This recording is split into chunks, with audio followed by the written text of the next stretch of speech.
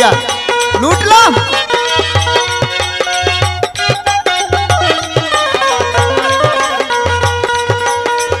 ए गोलुआ के पापा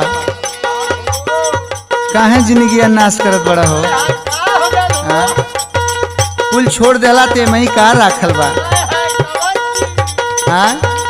जब कुल छोड़ देला कसम क्रिया धरौले पे ते गांजा में का राखल बा? अपन तापन है दुगो लड़कनों को मुंह नहीं देखत बड़ा।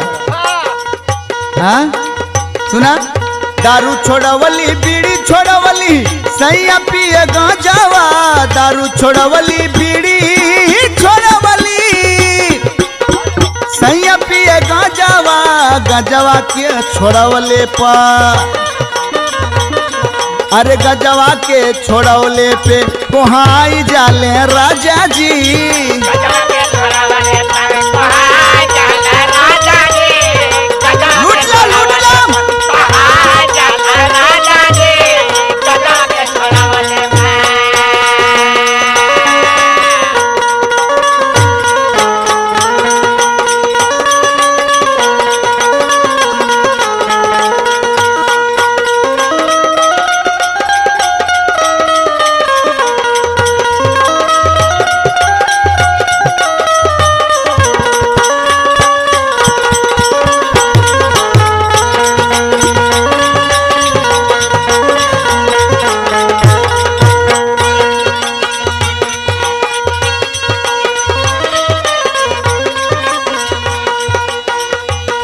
तू तो जियल दुश्वार कर दिले बड़ा।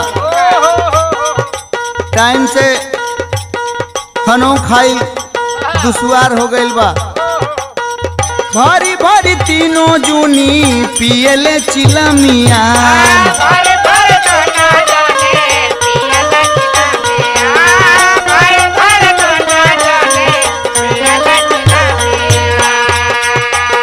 नसवा चढ़े तया के ढाहले जुलुमिया,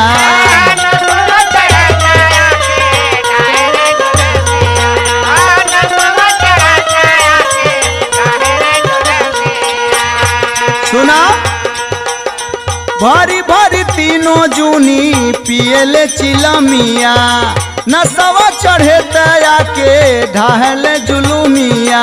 हो समय आवे तो सोचे बेदर्दी, हो समय आवे तो सोचे बेदर्दी, हो समय आवे तो सोचे बेदर्दी, खाले कसम मोरे राजावा, गजवा के छोड़ौले पे अरे गांजा के छोड़ौले पे कोहाई जाले राजा जी।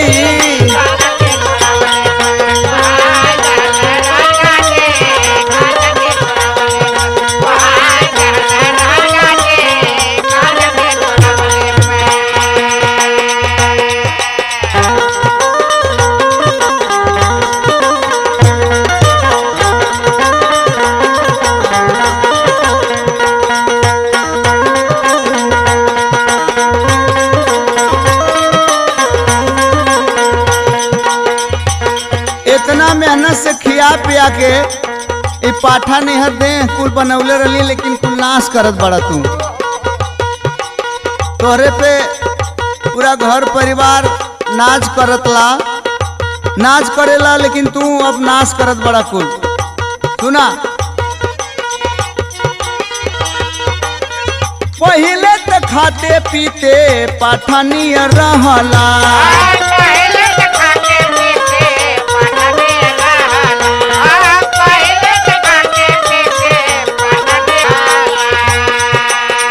सुखी के रहरी के रहर नियर भइला,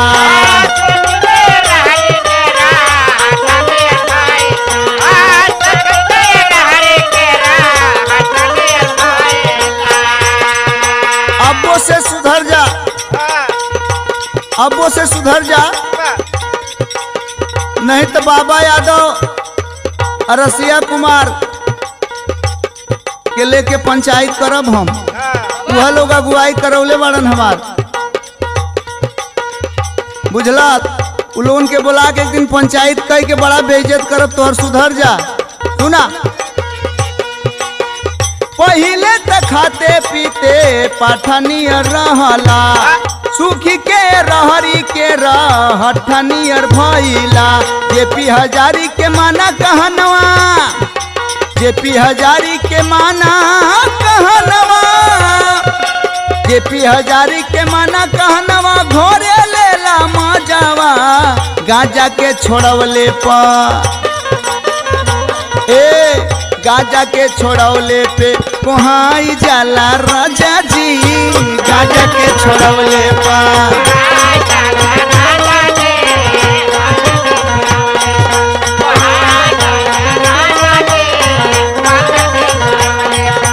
दारू छोड़वली बीड़ी छोड़वली सैया पिए गांजावा,